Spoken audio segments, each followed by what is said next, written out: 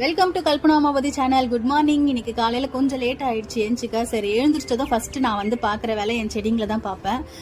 நாளைக்கு வந்துட்டு அடுக்கு செம்பருத்தி பூத்துரும்னு நினைக்கிறேன். ஆல்ரெடி ஒரு பூத்து இருந்தது, நான் செடி வாங்கி. அதுக்கப்புறம் இது 3 பூ நாளைக்கு பூத்துரும். அதுக்கப்புறம் இந்த செடி நான் மீஷோவில் வாங்கியிருந்தேங்க. குவாலிட்டி பார்த்தீங்கன்னா அவ்வளோ சூப்பராக இருந்தது. நான் இந்த அளவுக்கு வரும்னு எதிர்பார்க்கல. ஆனால் புக் பண்ணி 10 நாள் கழிச்சு தான் வந்தது. ப்ரைஸ் வந்துட்டு 150 தான். அதுக்கப்புறம் என் செடிங்களை பார்த்துட்டு நம்ம காலையில் என்ன செய்வோம், ஃபர்ஸ்ட் கோலத்தை போடுவோம். வாசலை பெருக்கி கோலம் போட்டுட்டு தான் நம்மளோட அடுத்த வேலையை ஸ்டார்ட் பண்ணுவோம். ஒரு 4 கிறுக்கியாச்சுங்க. கோலன்ற பேர்ல கோலத்தை போட்டுட்டு நீட்டா கிச்சனுக்குள்ள போயாச்சு. கிச்சனுக்குள்ள போயிட்டு நான் என்ன யோசிச்சேன்னா, சரி 10 நிமிஷம் தான் இருக்கு, அதுக்குள்ள வந்துட்டு ஒரு கோதுமை உப்புமாவும் தேங்காய் சட்னியும் அரைச்சிடலான்னு யோசிச்சேன். ஆனா தேங்காய் இல்லைன்றதுனால என்ன, தேங்காய் இல்லைனாலும் நம்ம தேங்காய் சட்னியை செய்வோம்ல அப்படின்ற மாதிரி தான். சரி, தேங்காய் இல்லாமலே தேங்காய் சட்னியை செய்யலாம் அப்படின்னு சொல்லிட்டு அதுக்கு ரெடி பண்ண ஆரம்பிச்சிட்டேன்.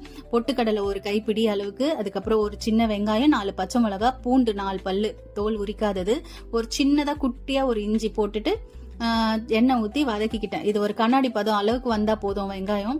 அதுக்கப்புறம் ஒரு மிக்சி ஜார்ல போட்டுட்டு ஆற வச்சுக்கிட்டேன். ஆறுனதுக்கு அப்புறம் கல்லுப்பு போட்டு மிக்சியில போட்டு நல்லா அரைச்சிட்டேங்க. உண்மையிலேயே சொல்றேன், இது வந்துட்டு தேங்காய் கடைக்கு போய் தேங்காய் வாங்குற அளவுக்குலாம் எனக்கு பொறுமை இல்லை. அதே மாதிரி தேங்காய் இல்லாம ஒரு தேங்காய் சட்னி அவ்வளோ டேஸ்டா இருந்ததுங்க. தேங்காய் சட்னியை விட இது சூப்பரா இருந்தது. அதுக்கப்புறம் இதுக்கு நடுவில் கோதுமை உப்புமாவையும் நம்ம ரெடி பண்ணணும்ல. எனக்கு வந்துட்டு 10 நிமிஷம் தான் டைம். என் ஹஸ்பண்ட் வந்துட்டு நடுவில் டைம் ஆகுதுன்னு சொல்லிக்கிட்டே இருந்தாரு.